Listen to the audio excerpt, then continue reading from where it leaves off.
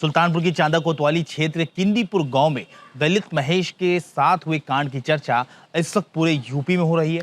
Police ने महेश की पत्नी और उसके प्रेमी जयप्रकाश को गिरफ्तार करते हुए मामले का खुलासा भी कर दिया। लेकिन अब इस मामले में मरहूम महेश की पोस्टमार्टम रिपोर्ट ने नया और बड़ा खुलासा किया है, जिससे अब पूजा की बेरहमी उजागर हो गई है। दरअसल पोस्टमार्टम रिपोर्ट में सामने आया है कि पूजा और उसके आशिक ने महेश को पहले जमकर पीटा। महेश के चेहरे पर पूजा ने पत्थर से कई वार किए, जिससे उस बेचारे का जबड़ा तक टूट गया, जिसका खुलासा पोस्टमार्टम रिपोर्ट में हुआ है। रिपोर्ट के मुताबिक महेश के बाएं जबड़े के नीचे फ्रैक्चर है और उसके शरीर पर 5 गंभीर चोटों के निशान भी मिले हैं, जिससे उसने दुनिया छोड़ दी। इतना ही नहीं, महेश की पत्नी और उसके प्रेमी को शक हो रहा होता है कि कहीं महेश जिंदा ना बच जाए, इसलिए महेश के गले को धारदार हथियार से रेता भी गया। अगर आप ये वीडियो पहली बार देख रहे हैं तो आपको पूरे मामले के बारे में हो सकता है ना पता हो। वीडियो के आखिर में हमने इस मामले का संक्षिप्त विवरण भी दिया है, लेकिन उससे पहले आप ये जान लीजिए कि इस मामले में बहुत अहम और बड़ा खुलासा हुआ है। मीडिया रिपोर्ट्स और सूत्रों की माने तो महेश की पत्नी पूजा का गांव के ही रहने वाले दूसरे मर्दों के साथ भी रिश्ते हैं, यानी पूजा भी एक दिल फेंक हसीना है जिसका कई मर्दों के साथ रिश्ता रहा है।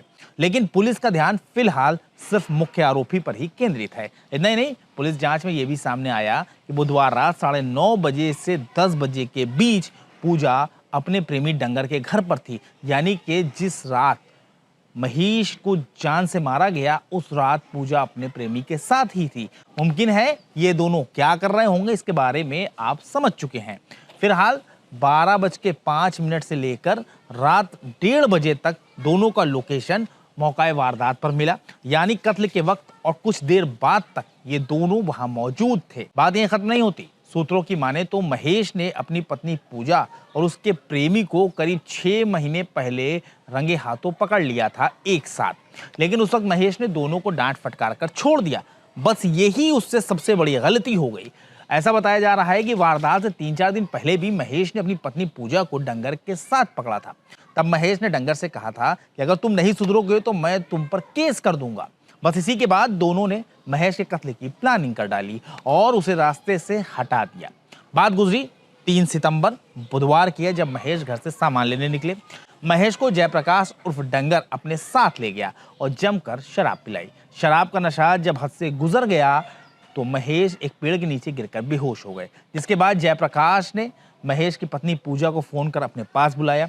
पूजा मौके पर पहुंची और दोनों ने मिलकर महेश की जान ले ली। और अगले दिन जब महेश का बेजान जिस्म मिला तो जिस पत्नी ने उसकी जान ली थी वो खुद ही बेहोश होने का नाटक करने लगी। जिस वक्त पुलिस ने पूजा को उठाया उस वक्त तो पति की अर्थी के पास ही रो रही होती है। पुलिस थाने ले जाकर पूजा से पूछताछ शुरू करती है, लेकिन पुलिस को पूजा इधर उधर की कहानियां सुनाने लगती है। लेकिन उसके प्रेमी ने पहले ही पुलिस को सब कुछ बता दिया होता है। जी हाँ, आशिक ने खुद ही पुलिस के सामने अपनी माशूका पूजा के नाम का खुलासा कर दिया होता है। पुलिस के मुताबिक महेश की पत्नी पूजा और प्रेमी जयप्रकाश ने मिलकर एक साथ महेश की जान ली और फिलहाल दोनों को जेल भेज दिया गया है। आपको हमारी पेशकश कैसी लगी, इसके बारे में कमेंट सेक्शन में जरूर बताएं। बहुत जल्दी एक ऐसी सच्ची घटना के साथ हम आपके सामने हाजिर होंगे। तब तक के लिए हमारी टीम को इजाजत दीजिए और अपना ख्याल रखिए।